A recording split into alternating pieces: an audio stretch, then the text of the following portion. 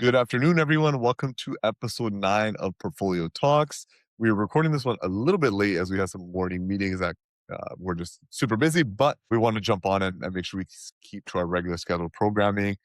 Filming this on July 6th, so Team Canada is out of the World Cup, but hope you're still enjoying FIFA World Cup and all the craziness that's on there. We wanted to make sure that we put this episode out to talk about something that's very important for all of you, which is life insurance, specifically whole life insurance for doctors. And it's usually people belong in one or two camps. Either whole life is a scam or everybody should have it. The answer is probably neither. Too often, this is more of a product conversation as opposed to a strategy conversation and a timing conversation. And we're going to jump into all that kind of stuff. As always, if you appreciate the podcast, if you learn from the podcast, we would love if you subscribe. It really helps us up the ranking on the podcast so your colleagues and the next generation of doctors can hear about us and learn the things they need to learn for their career. And if you haven't yet, give us a 5-star review and share, if possible, to your colleagues as well. We want to make sure that we're educating you also. You can run your finances, not have your finances run you. So stay tuned. Episode 9, we're talking about whole life insurance. Is it a scam? Is it not? We're going to go through all that stuff right now. Hey, getting money is my job. Come and pull up to Portfolio Talks. Hey, paper stacking around the clock. Time to pull up to Portfolio Talks. Yeah. Portfolio Talks. Hey, Portfolio Talks.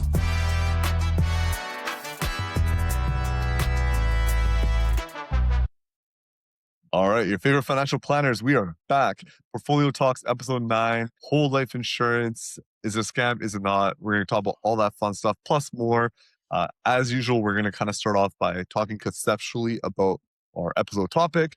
After that, we're going to kind of talk about it in the lens of, is it a myth? Is it not? Then we'll educate you a little bit more in our learning segment, and then wrapping off with our mailbag section, our medical mailbag. As a reminder, as always, if you want to get your questions into the mailbag, make sure you join our closed Facebook group, which is for doctors across Canada. It's going to be you, your colleagues, your friends. All those people are going to be in that group. It gives you a space to ask your questions and gives a way to answer your questions and keep on educating you guys, as opposed to waiting for every 2 weeks when the next episode comes out. Because as always, life happens at random times. So being able to have that space to learn and ask your questions is very, very important. And we'll put that link, as always, into our show notes. And let's jump into it. So Tyson, first off, World Cup's been going on. Who are you cheering for? Have you had some heartbreak? What's going on? Nope, I'm actually not invested at all in this year's World Cup. I respect the talent. I respect the work ethic. But I'm not a fan of any one team, and I've not been to a lot of these watch parties. I've walked by them. I got a cool one. It was on my Snapchat yesterday. I was shocked. I was like, this guy's out here. Yeah, I was out. I was just out for my walk. I'm doing my responsible midlife thing that you're supposed to do, and I go for a walk at about 8 p.m. at night. And there was like 150 people at this little watch place that our city has set up, and it was awesome. I mean, the vibes were good, energy was good, and they were there till the end. So that was pretty cool. Yeah, it's unreal. I'm just a vibe chaser, to be honest. I'm 100% a bandwagoner. Anyone that knows me knows I'm a fan bandwagoner. I'm a Blue Jays fan when the playoffs start, and I'm a soccer fan when World Cup happens, and I'm like an Olympic and a Luging fan. I'm there for the sporting events. I like the energy and the vibes. But I've always been a Brazil fan. So ever since I was younger, I remember playing my first FIFA game on the PC, and Ronaldo was the striker. All I did was just score with Ronaldo.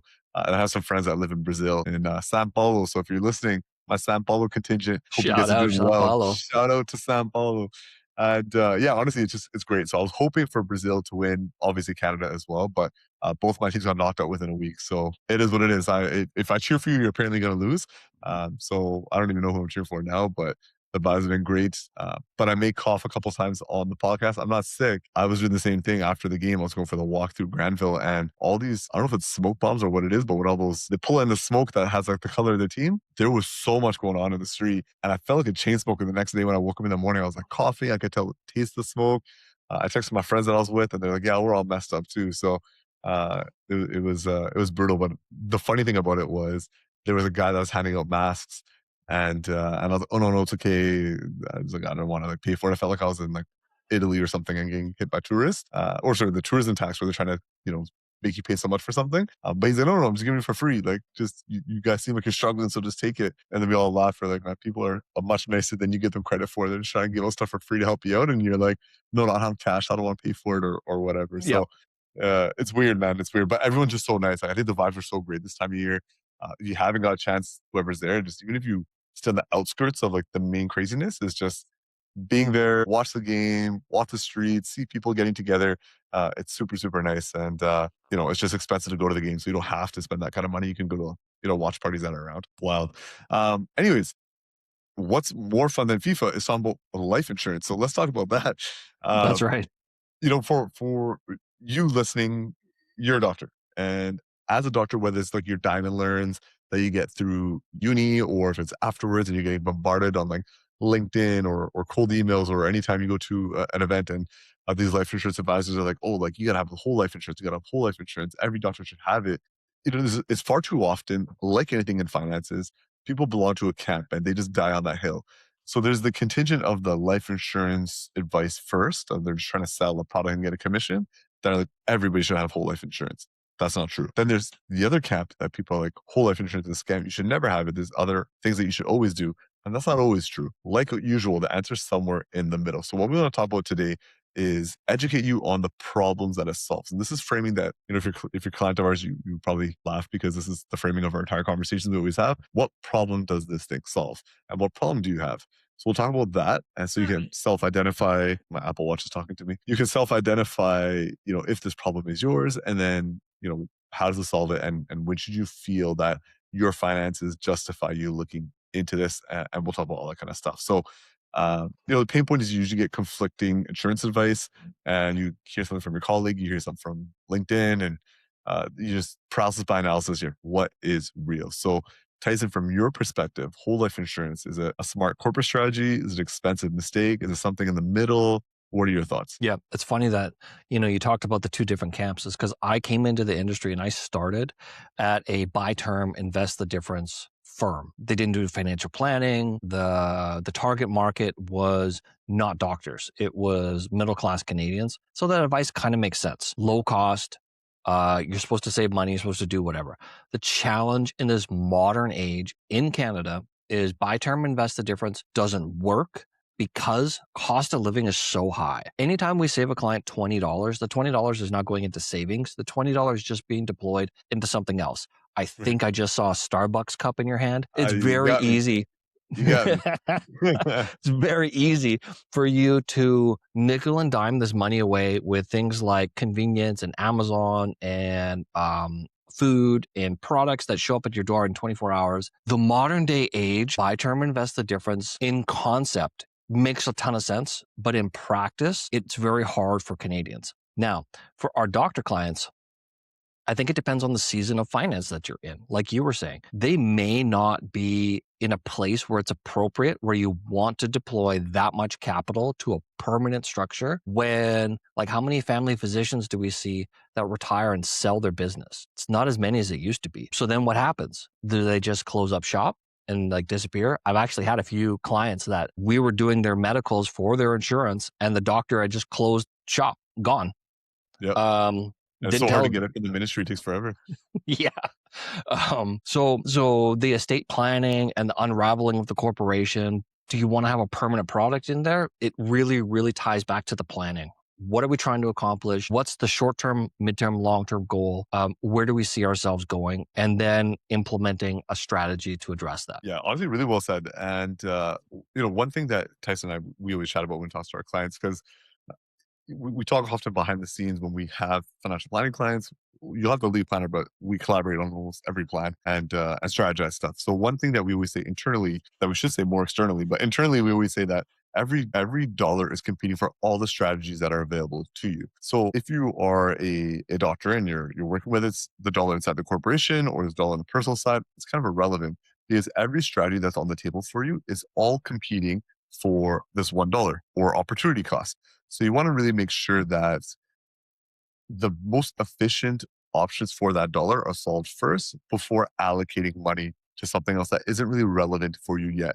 And the reason why I say that is because far too often people are like, well, you're a doctor, you're going to need whole life at some point. So you might as well get it now when you're young and insurable because your cost is never going to be cheaper than it is now. That's true, but it's not like entirely true, because my counter argument would be that a dollar today is worth more than a dollar tomorrow. And we'll get into it in a second of what are the kind of sequence of events that should happen prior to you looking at this. But although it's true that your insurance is never cheaper than it is in 2026 on July 6th, it's not going to be a make or break until later, unless you're uninsurable, some crazy health concern happens. But Hmm. for the most part, no one really knows that. And there's ways to mitigate that, which again, we'll talk about in a second. But keep in mind that every strategy available to you is competing for that same dollar.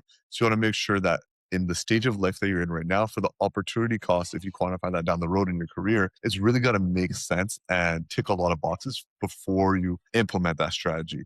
So that's why we always say it's not really is it good or is it bad in regards to insurance? Is it now or is it later? I think is Yep. the better way to think about that. So Yeah. why don't we talk about the competing strategies of almost like a checklist that we can give the audience of, you have money, someone approaches you, hey, you should do some insurance. What are the prerequisites that they should cross off before even looking at that opportunity? Yeah. I mean, there's a whole bunch, but the easy ones.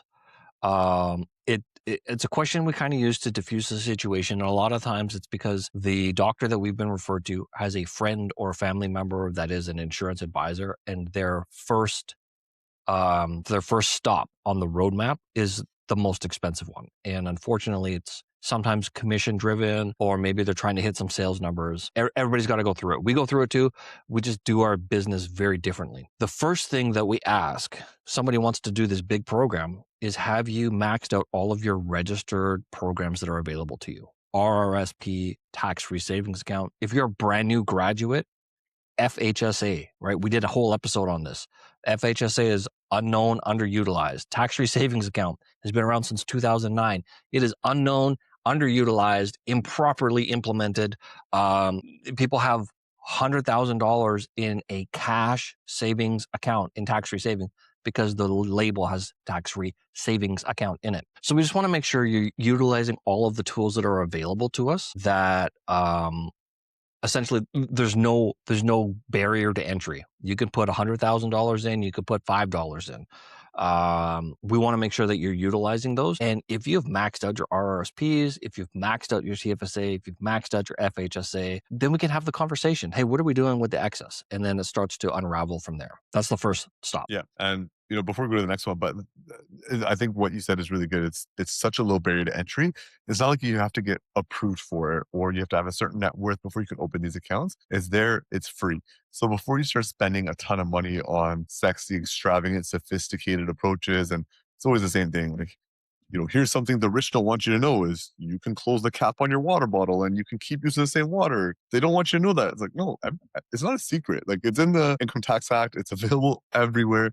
It's That's not right. a secret. It's a way for people to frame stuff to try and make it seem exclusive or whatever. It's not. So, anyone can really get life insurance as long as you're insurable, and these strategies aren't complicated or secrets to put into place. But before you do that, your competing dollar is almost always, I've never crossed a situation where this is not true yet, but it's almost always better to use it in a registered account, because it's going to allow you to tap into that money in the future and plan for taxes, because you smooth out your tax rate a lot better. Oversimplification, TFSA, you don't get the deduction now, but all your money's growing tax-free. RSPs, FHSAs, you get some deductions, so you can reduce your tax bill and let that money compound and grow and do all the stuff, buy a home, let that grow tax-free. So there's so many different ways that you can do that. But if you're young in your career, you're losing so much compounding growth if you're spending $2,000 a month on a whole life policy before you're investing that same $2,000 a month into your TFSA. So registered accounts is always one of the first things that we look at when it comes to people being pitched insurance, and why we tell them not to yet. What about debt? Is there any thing you'd say about debt as a prerequisite before going into whole life? This is a huge conversation for us. We do whole courses on debt, especially with our student demographic that they're graduating. You're going to be a brand new practicing doctor, whether you're a dentist, an OD, a family physician. There are questions around student debt, lines of credit, mortgage if you've just bought a home. And we want to look at these things and assess, how is your debt to value ratio, your debt to income ratio. Like, how much of a bite is debt taking out of the apple? Should we look to address debt? It doesn't mean you have to be debt free, but it just means, do we have a really good handle on it? Is it well below a threshold? You know, we see some people sometimes, you know, they have a $2 million home and they have a $1.9 million mortgage. It's not ideal. Maybe we should focus over a couple of years on paying down debt, because that's money that's no longer going to interest. You could refinance in the future. Interest rates, even though they're not at 0% today, they're still at historical lows. 25 years ago, when I worked for the bank, my staff rate was like 4.5%. And they told me it would never go lower ever in our lifetime, right? It's just like when you bought a computer 20 years ago. You'll never need more storage than this. So addressing these things, you don't want to have too much going to interest where it's eating up your ability to earn income and build wealth. I think that's something that we should address. Yeah, and to be even more specific on that would be if you have non-deductible debt, because sometimes deductible debt can be good, especially for those of you that don't have much other opportunities to get some deductions. Like, let's say you're a associate optometrist, or you're a general dentist working at different clinics. You don't own the clinic. You don't have a lot of deductions in the way of like paying staff, or all the things that happen with being able to show losses in your clinic. You just earn a great income, which is fantastic. So one of the only deductions that you can get then is if you have some debt that is deductible. So let's say you have a line of credit that's been used to do leverage. Let's say you have a line of credit and you tap into that line of credit to do an RSP catch-up loan because you had RSP room, but you never contributed to it till you were like 36. So you do a large catch-up loan. Well, that's a bad example. That actually won't be deductible. But as an example, you take some debt to invest into something and now it's deductible. That debt isn't always the worst. So sometimes we would say, okay, you do need whole life insurance, for example. Let's not pay down this deductible debt because it's actually saving you some money on your tax return. That can make sense for you a little bit earlier. But even non-tax deductible debt, things like your primary residence, line of credits, credit cards, things of that type, that would make a whole lot of sense to pay off first before you even look at the conversation of, again, using that competing dollar to go towards whole life, because you get a guaranteed rate of return. Before people trying to show you like, okay, well, here's the dividend scale rate of life insurance. It's this much. It's never lost money in, I don't know, 100 years or whatever they say. The dividend scale rate is good, but really whole life insurance is just, it's like a bond, basically. That's kind of the returns you'll be getting as like bond type investments. It'll be predictable, it'll be consistent, it'll be good. But you can take zero risk, which is paying off your debt. That's going to free up more cash flow. So now you have more dollars to do more competing strategies. So non-tax deductible debt, to be specific, is a really attractive thing to look at, to knock off the checklist before you start looking at getting some whole life insurance. Because again, the compounding effects are quite significant. You carry that debt on for many, many years. What about retained earnings inside the corporation, or like that and passive income tax? Like, is there some kind of trigger point of you got money inside your corporation, it's starting to cause you some pain points? Now whole life might be an option for you. Yeah, I think so. I think when you have substantial retained earnings built, this might be $2, $3, $5 million in an investment portfolio inside your company that's doing something. It's not exactly trapped because these were lightly taxed corporate dollars. Even if you're doing very well, you're successful and you're earning the general rate, or you're paying the general rate for your taxes, that's still less than paying that out as salary or dividend to yourself and investing it personally, because you're gonna have that money influenced by tax.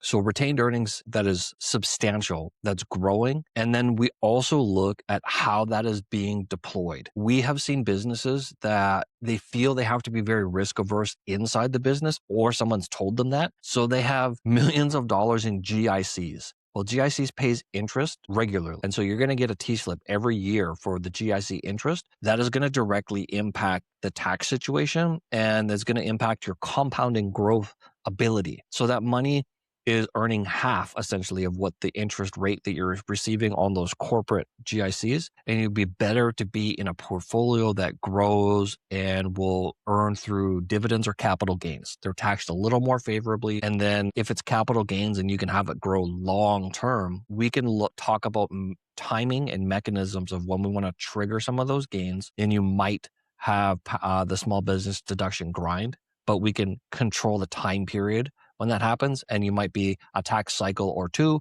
and then get back to your small business deduction. So definitely a conversation to have. Retained earnings are not bad. Retained earnings are good. Those profits, growing the profits by investing it is good. How you're doing it, what's going on, definitely a conversation to monitor. Yeah, exactly. So that's a bit of a checklist just to kind of review, like before you look at allocating your money towards a whole life policy, a couple prerequisites for you to look that would kind of eliminate you would be, do you have registered room available? Registered room meaning your TFSAs, your RSPs, your FHSAs, for example. If you have available room, whole life insurance probably doesn't make sense for you as a doctor in Canada. Next one would be if you have non-deductible debt. That's a guaranteed rate of return that's sitting there waiting for you that you can have zero volatility, zero market risk, but you can get that rate of return. So you have a 7% interest line of credit. You can pay that money and get a 7% return for every dollar you're paying off onto your debt. After that, you want to make sure that you have the corporation structure. So you're incorporated. And if you don't have meaningful retained earnings or leftover money inside your corporation, it's not worth looking into these advanced concepts. There's other things that you can do with the corporate dollars until you start running into that passive income problem. For the most part, you don't really need to look at this. But once you have enough meaningful retained earnings or leftover money inside your corp, that you start running into the small business tax problem where, you know what, this is kind of tough because as I'm investing money, it's starting to take away from my small business limit. Now is a conversation we could look at about allocating that money into whole life insurance corporately. So hopefully that little checklist helps you. One thing we did talk about early on, which we'll circle back to now, was I was mentioning that there is strategies that you can use to make two things happen at the same time. So people will tell you your cost of insurance is never going to be cheaper than it is today because what if you're not insurable in the future? Sure, that's a valid point, but it's so hard to know, obviously. But you know, it is a valid point that what if you're uninsurable and then you lose that planning opportunity? But the second thing is also true, which is a dollar today is worth more than a dollar tomorrow. And you have all these strategies competing for the same dollar that you have to spend. So one way we can do that, and one thing that, you know, we preach quite often is if you have a problem that needs solving, and again, this to our earlier point, there should be a problem, a clear problem that these strategies attach to or solve. Some examples of problems for life insurance for you guys on this podcast listing would be if you have like an estate tax problem that's projected. So you're going to spend below your means, you're earning a significant income. So eventually your corporation will have a huge amount of leftover money or, you know, money that's sitting there that will eventually cause potentially double taxation. That's one example. Estate equalization, you have multiple kids and let's say you are a dentist and you do have a clinic and one of your kids is following in your footsteps as a dentist, other ones aren't. So are you going to pass the practice down to one of them? How do you make the other one whole? And sneak peek, we'll talk about this at a later episode, but you legally have to equalize your estate. So how do you do that? And does insurance help you with that? Or solving some other kind of tax problems. So those are problems that insurance can solve. The way you can make all these things happen at the same time is getting term insurance now that you can convert later on in the future when all the prerequisites have been met. And now you need the whole life policy to solve these problems. So Tyson, if you want to chat a little bit about conversion and what that looks like. Yeah.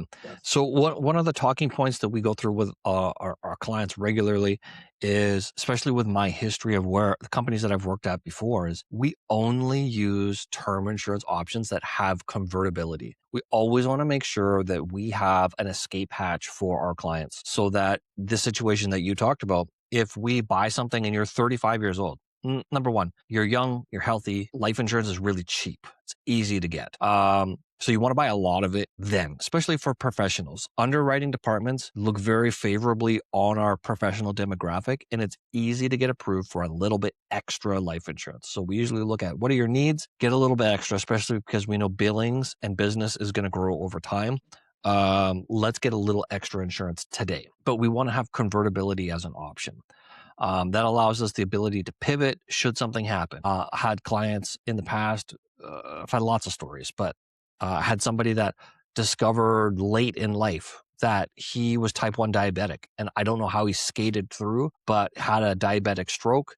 And then he's no longer, at that time, he was no longer approvable for a life insurance option. There are life insurance options now for hard to insure clients. But if we had a term insurance option on him and he's got a contract, he could always convert to something more permanent down the road when the time and the money makes sense for him to do so. Love that.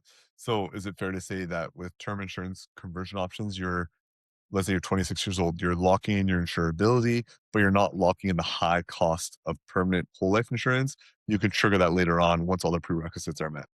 That's correct. Yeah. So when you convert, if you had a $1 million policy and you needed to convert $300,000 15 years from now, you could do that and you don't have to go through the health underwriting anymore. You just buy it. It'll be based on your age at that time, but not your health. And you convert the chunk that you want to convert. And great strategy to lock in some permanent coverage once we have permanent insurance needs. Love that. I'll give you an example. So actually just this morning, one of my meetings, I was doing one of these strategies. So everything honestly is a lot easier when it's part of a financial plan as opposed to just being approached by product salespeople. That's my pitch to you, to do financial planning and take the time to build out your whole careers. But I had a meeting with the clients. We delivered their financial plan and we built it over the last couple of weeks, and they're projected to earn significant money, have significant retained earnings, like most of you on this call or on listening to the podcast, and eventually it's going to be a huge tax problem. Um, so we talked about insurability and doing term now because he wanted to get whole life insurance. He's like, I'd rather own instead of rent. And I knew right away he probably saw something on social media because that's the terminology that's pitched a lot is, you would rather own a house instead of renting a house. So own your policy instead of renting your policy. Don't do term insurance. So I had a conversation with him like, listen, you can, like, I can't talk you out of it and not let you do it. But at the end of the day, I don't advise it because, again, that dollar can be better spent for all these other things. What we should do instead is if we look at your financial plan, all the modeling is showing that you're going to have roughly this net worth at life expectancy at 86. So we looked at age 86 for life expectancy for him. Like, this is when your projected net worth is going to be corporately and personally. So based off the entire net worth, we're able to track roughly what his estate tax would be. What I did mention is obviously capital gains tax. Who knows what's ever going to happen? It's like, is it 1/2? Is it 3/4? Is it 7/8? Who knows what's going to happen in the future? But based off the numbers that we do know, this is what your tax bill is going to be at life expectancy. So we looked at the prerequisites, and in 4 years' time, if this client does nothing, he's not going to have a small business rate anymore corporately in 4 years because we'll have too much passive income inside the corporation. So our time frame to convert is 4 years. I was like, let's not do it now. Whole life, it doesn't solve a problem yet. And until you get to that problem, your dollars are better spent in investing.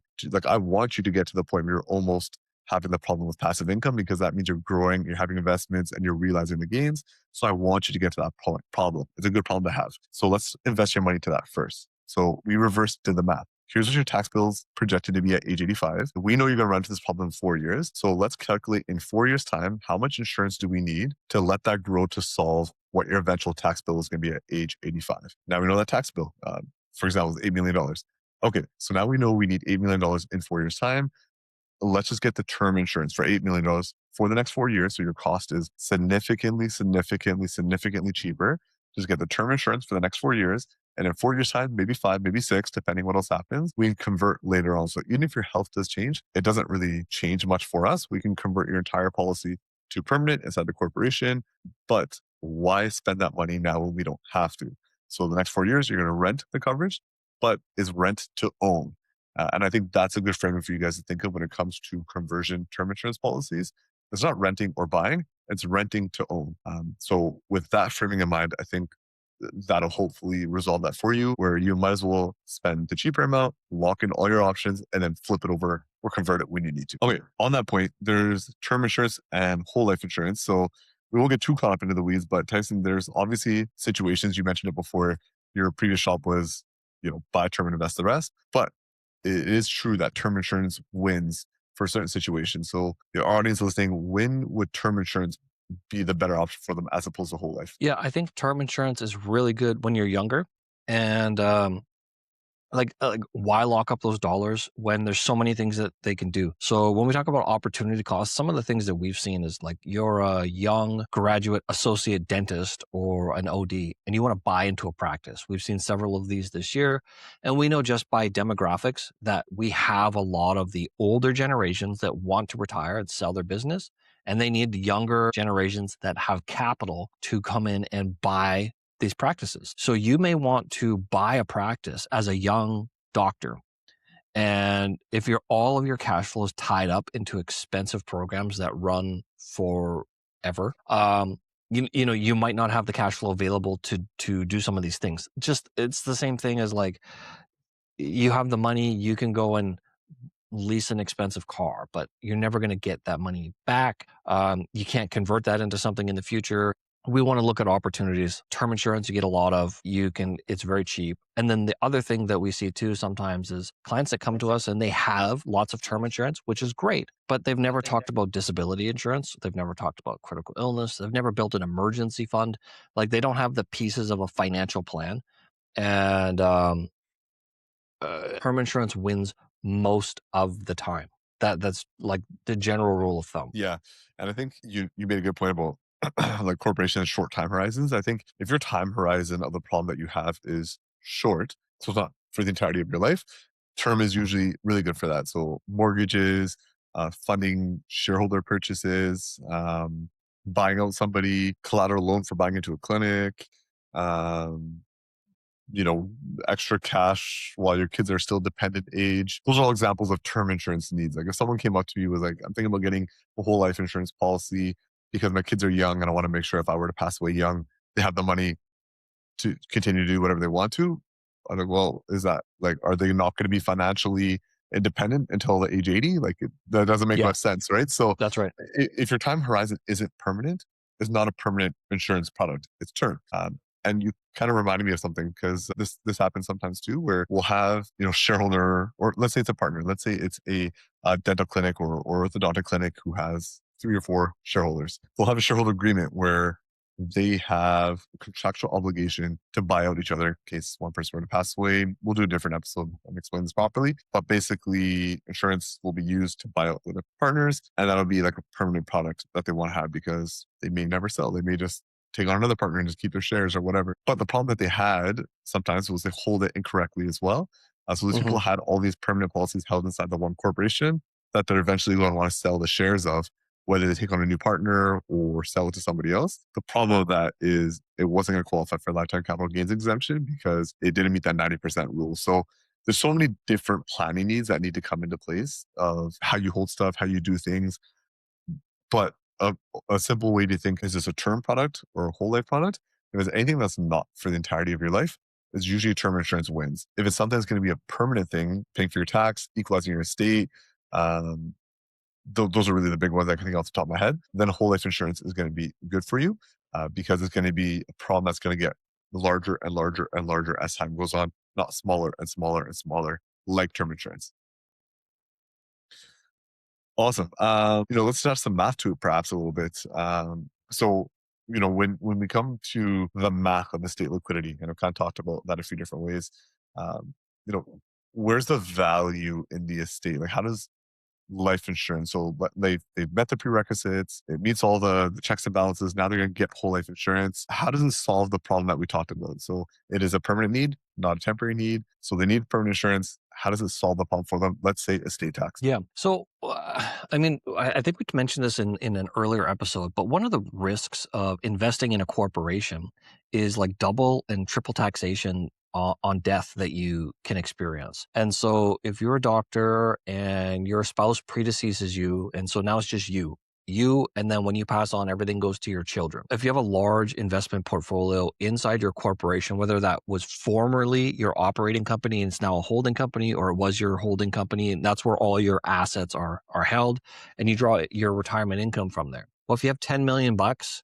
and you invested 1 million bucks and there's $9 million of capital gains, when you pass away, that capital gain or that portfolio is deemed to have been disposed of, and you pay capital gains at the corporate level on that $9 million gain, which is a lot. And then you have to get that money out of your corporation. So you're going to pay tax to dividend that out to your estate, and then your estate will pay probate, and you may pay additional taxes at the personal estate level to flow that out to your beneficiaries. So for situations where there's a large amount of wealth that's been accumulated, we want to take that into account because we can soften that blow and create estate liquidity with that life insurance amount. One of the things that life insurance does very well that we talk about is something called a CDA credit, or a capital dividend account. It exists on paper somewhere, but it doesn't actually exist like at your bank or in your investments brokerage. The capital dividend account is a nominal thing that your accountant tracks, and it is how much money you can flow tax-free out of your corporation. And you flow it out to yourself, or you can flow it out to your beneficiaries. And that is a great thing, where even once the life insurance need has gone away, if you can afford to keep and maintain that life insurance inside your corporation, sometimes it's worth it just for the CDA credit. Right? If it's a $1 million death benefit and it's deemed to have $150,000 adjusted cost base, or ACB, we take the death benefit minus the ACB, and that is typically your full CDA credit that you're going to get just from the life insurance, right? So if it was $1 million life insurance policy and it's a $150,000 ACB, it's an $850,000 CDA credit, which is a tax-free pipeline to get money out of your corporation and onto the personal side so that it can flow out through your estate. Yeah. And people sometimes hear CDA room like, okay, well, it's just the insurance amount. It'll be in addition to whatever other CDA room you have. Most people will have CDA accumulated through capital gains. So Yes. to Tyson's point, you have investments that you put, let's say $100,000 into, it turned into $500K. So you'll have that taxable capital gains.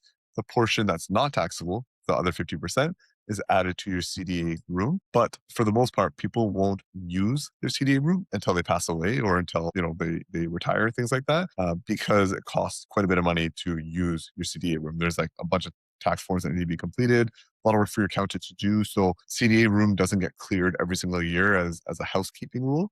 It's, I guess I should do two quotes. But it's something that accumulates over time that you can use later on, for the most part, to clear the estate or to purge your corporation. So that's usually what will happen. Another way to think of it is people a little bit more familiar with lifetime capital gains exemption of the tax-free money when you sell your business.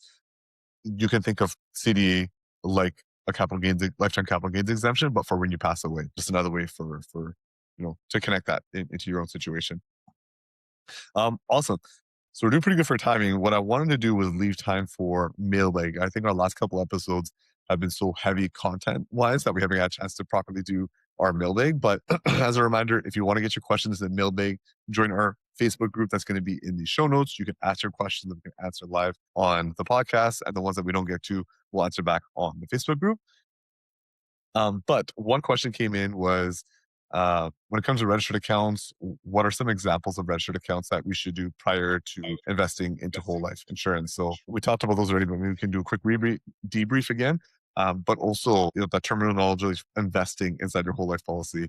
I don't know if you want to say anything about that as well. Yeah. Okay. So let's tackle the first one, which was registered accounts. RRSPs, tax-free savings accounts, FHSA, if you're a brand new graduate, you haven't owned a home yet, or if you owned a home, but it hasn't been for 5 years or more, so you are FHSA eligible. All of these are parking places. So even if you're paying money out of your corporation to yourself and depositing into these accounts for the RRSP and the FHSA, you're going to get a tax refund. So it doesn't cancel each other out, but it's pretty close. Then it's going to go tax deferred on the personal side. Tax-free savings account, I like to harp on this one a lot. We only have 4 things in Canada that are tax-free. And if you're not utilizing your tax-free savings account properly, or if you want to review, we'll have a calendar link in the show notes. I mean, book a chat with us. We'd love to talk to you about how it can work and how it should work.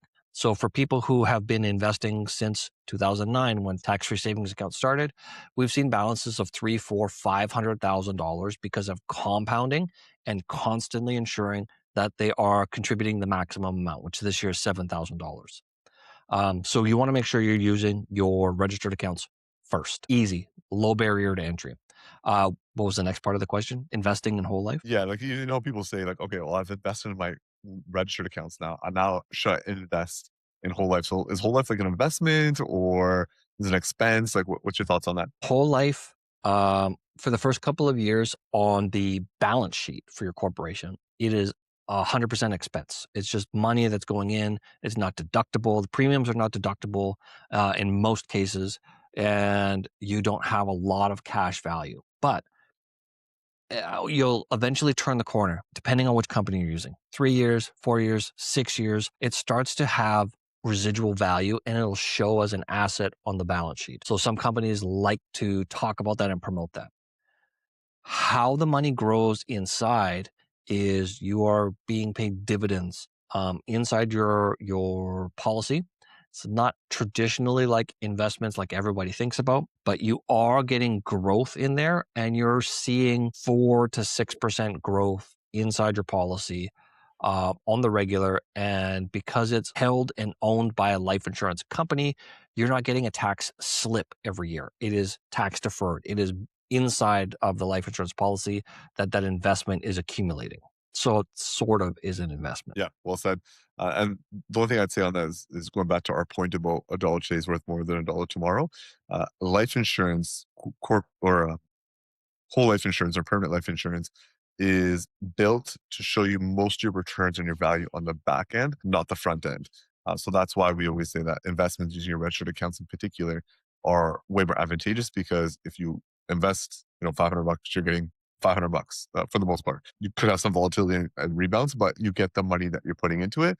Whereas to Tyson's point, when you put money into permanent insurance, it's going to be less and you don't have liquidity until later on in the back end or the medium side, where it starts to catch up and then turns a corner, and now you have excess money that's in there, tax deferred. So just some context on that. But Tyson, you kind of segued perfectly actually to our next question, which came in and was asking what's the best insurance company to look for permanent insurance? I think you want companies that have flexibility built in, and your advisor should be showing you 1 or 2 or 3 options.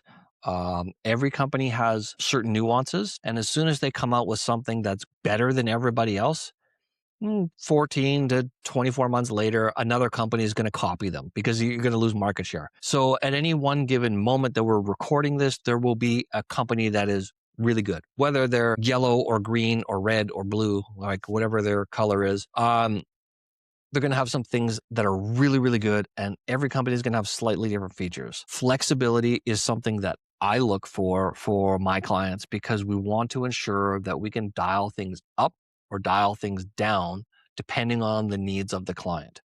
I try not to go on a tangent. I don't want to go on a tangent, but we look for flexibility. We want to make sure that the client has the ability to maneuver and is not locked into a very particular thing forever. But you don't like to go on tangents. I'm like the tangent king. So it's going to be balance each other out.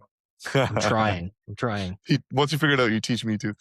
I have a bit of a different answer. I would say all those things are correct. My simple answer would be the best insurance company is the one that's going to approve you. Because I think more important than anything else, getting an approval is the most important one. And sometimes companies will have their own little niches or nuances where they'll give you more favorable results. For the most part, they'll be roughly about the same, but there's gonna be small pockets where you don't get a favorable decision from one company, you go to a different company. So I would say the best insurance company is the one that's going to give you a good offer. And maybe we'll make a separate episode about that a little bit later. But yeah, that's what would be my answer. We got time for 1, maybe 2 more. So next question was regarding where to hold the policy. By that I mean, should you own it personally? Should you own it corporately? Another company, holdco, maybe? Wink, wink, nudge, nudge. So what does that look like? Where should we hold the policy? And I'm assuming this came from someone that is incorporated. Yeah, right. So for the majority of our clients that we work with, they're incorporated. They have a medco, so they're a doctor, a dentist, optometrist, and they get paid, and it goes to their medical corporation. Now, we have to have some discussions about putting permanent things in potentially temporary corporations. So if your corporation is going to shut down, or you're going to do a share sale in the future, that's how you're going to sell your business. You don't want to hold permanent items in a corporation that's going to not be permanent, which is, to your point, where holdco might come into play, where they're going to accumulate all of their assets. We see a lot of clients that hold real estate in their corporations. There was just a case where we read about the accountant did a Section 86 rollover of a rental property to balance out something else. And so there are a lot of complications that could occur and arise. And I think you want to be flexible. And so putting things in your operating medical company that are permanent is probably not a good idea. We do see some clients that they don't plan to sell their business ever. They're just going to close down shop and then convert it into a holding company. It could work for you then. Yep. Nothing to add. Perfectly said. And great, because you finished just in time for us to have one more question. So our last question here is, does permanent insurance solve the passive income grind? Again, I'm assuming this person's incorporated. They're probably not at that problem yet, but they're projecting to be at that problem in few many years. Yeah. It could potentially solve the passive income grind.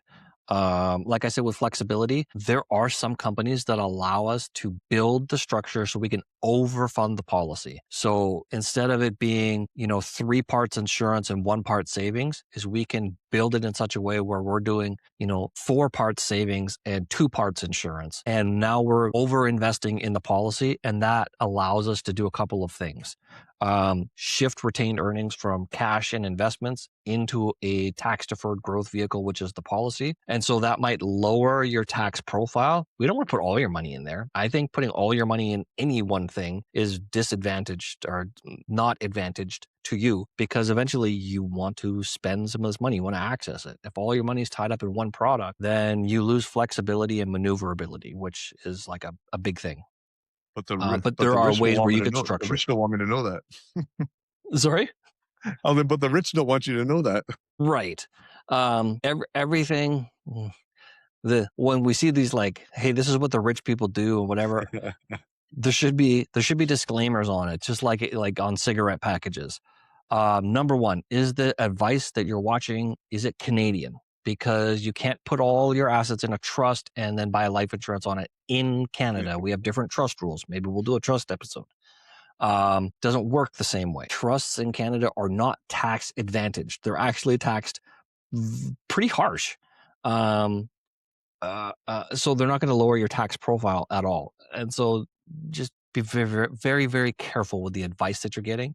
And you might want to talk to 1 or 2 different financial planning shops to see what their opinion is on that thing you're thinking about. Yeah. And just to kind of wrap up about the passive income doesn't solve it, I think Tyson's last point was one of the best ones, where you don't want to have all your eggs in any one particular basket. So, even if you get to the point where you've done all the prerequisites, now it makes sense for you to convert your term insurance you had before now to permanent, to solve that eventual tax problem that's scaled to happen to you at life expectancy. Doesn't mean that all your corporate money should now be in this asset class. It's just another planning avenue that's available to you, so long as you get approved earlier on. So kind of in summary, I would say that, corporate whole life insurance is not a conclusion, it's a starting point. So Yeah. whether you start with it now, for most people, I would say take a real good look, especially if you're starting your career, like your mid-ish career, maybe 3-5 years, something like that. You can start to roughly project out what your runway is going to look like, and you can start to get some term insurance in place while you're young and you're healthy. Healthy being the more important part, as opposed to being young. Like, your rates will increase, but nothing super super crazy. But healthy is the big part. So while you're healthy and insurable, let's you get some term insurance now, whether you own it personally or corporately. It doesn't matter. You can roll it over later on if need be, but lock in your insurance now in term to keep your costs low. And then once you pass all the prerequisites and it makes sense for you from a sequencing standpoint, that now you're at that point where, whole life insurance can solve some of your problems and you have that definitive problem to solve, you can then convert it, and it's going to cost you more, but it's solving a problem for you, as opposed to just having it because people said that all doctors should have it. So in closing, hopefully this stuff helps. All you guys will probably get insurance in one way or the other, but when it comes to permanent whole life insurance or permanent life insurance, this episode is really about educating you on, is it a good thing? Is it a bad thing? The answer is probably somewhere in the middle, where you will most likely need it, but you can do it in a very cost-effective way if you start early, keep your costs low, convert it later. We give you some framework about structuring. We give you some framework about things you should do prior to looking to convert it. And any questions you guys have, as Tyson mentioned, we'll put in a link to our meeting link in the show notes, so you can book a call with us and just kind of talk it over and be like, hey, like what does this mean in my situation? In addition to that, you can join our closed Facebook group for doctors across Canada to join in and ask some questions. And besides that, if you haven't already done so, make sure you share and subscribe, and give us a rating on the podcast as well. All these things help us rank higher up when it comes to the messy and noisy world of the podcasting. It's that big running joke that, podcasts and mics are too cheap to get because everyone has a podcast nowadays. So we can help educate doctors. We want to be able to stand out of the noise, and your guys' rankings and your subscriptions and all that kind of stuff really, really help us out on that front. So until then, this is episode 9, Portfolio Talks. We'll see you guys on the next episode. Take care.